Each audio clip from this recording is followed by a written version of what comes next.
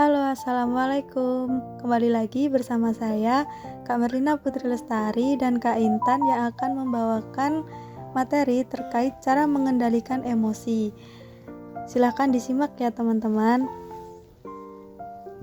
Oke, jadi apa sih emosi itu? Kita akan bahas lebih lanjut ya.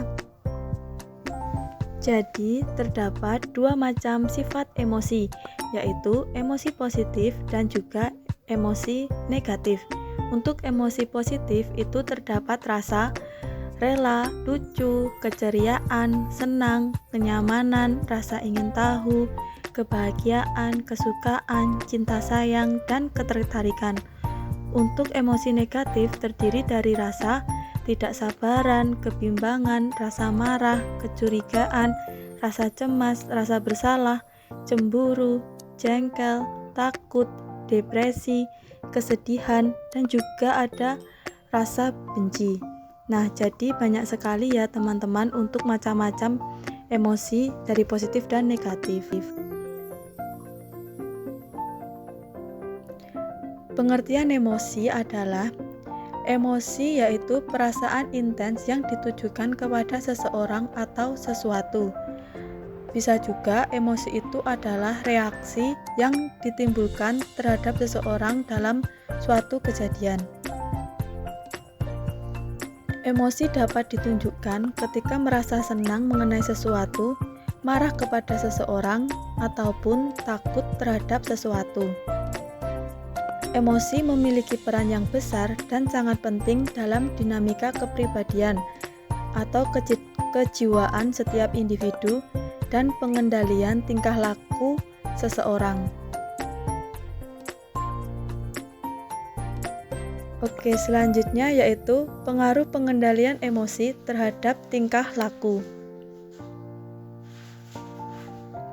Yang pertama, emosi dapat memperkuat semangat apabila seseorang merasa puas dan senang atas hasil yang dicapai.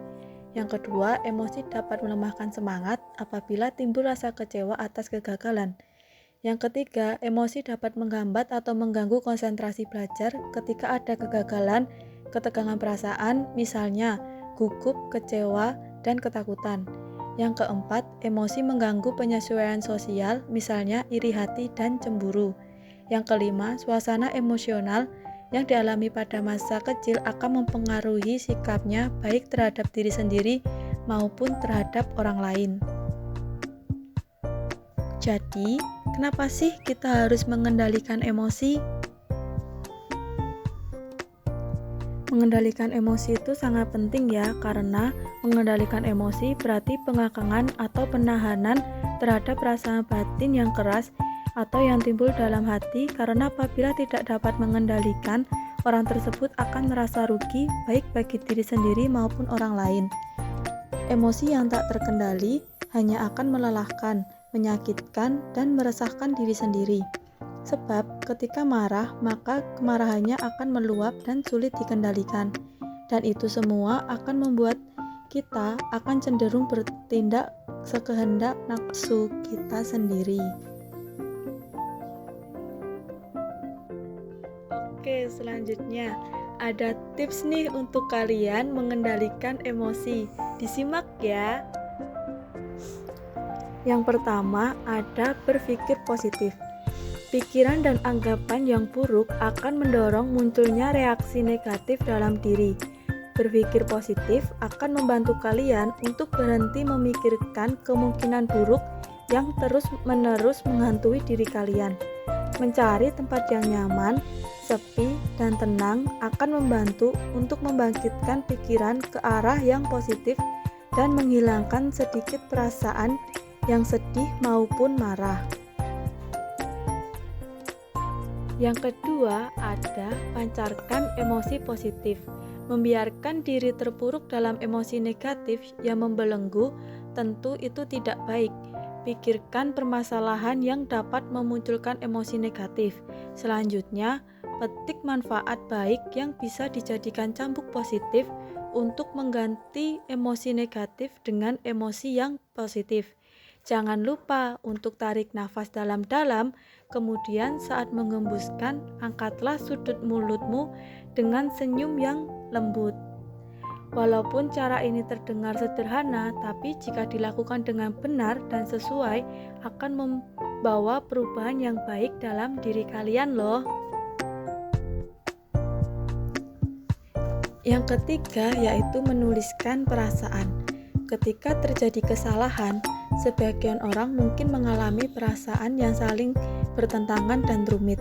Perasaan itu terasa campur aduk, serta memikirkan cara untuk mengatasinya itu juga begitu melelahkan. Pikiran akan bersih dan perasaan yang mengganggu karena sudah dilampiaskan ke dalam kertas.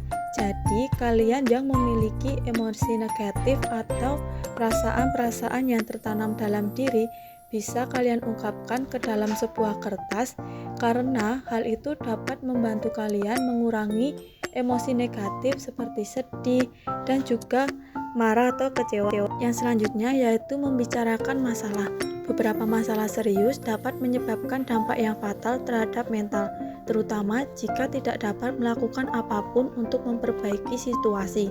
Oleh karena itu, berkonsultasi dengan psikolog atau psikiater untuk membicarakan masalah merupakan salah satu cara lain untuk mengatasi emosi negatif. Untuk kalian para siswa, bisa menghubungi guru bimbingan dan konseling untuk membicarakan masalah kalian, karena guru bimbingan dan konseling akan membantu kalian menyelesaikan masalah yang sedang kalian alami. Cukup sekian pemaparan materi dari Mbak Merlina dan juga Mbak Intan. Mungkin masih banyak ya tips-tips yang bisa dilakukan untuk mengendalikan emosi. Dari kita sendiri bisa nih mencari cara untuk mengendalikan emosi kita sendiri secara mandiri. Untuk selanjutnya, jika ada pertanyaan maupun ada hal yang ingin didiskusikan, kalian bisa menghubungi Mbak Merlina dan juga Mbak Intan. Terima kasih. Wassalamualaikum warahmatullahi wabarakatuh.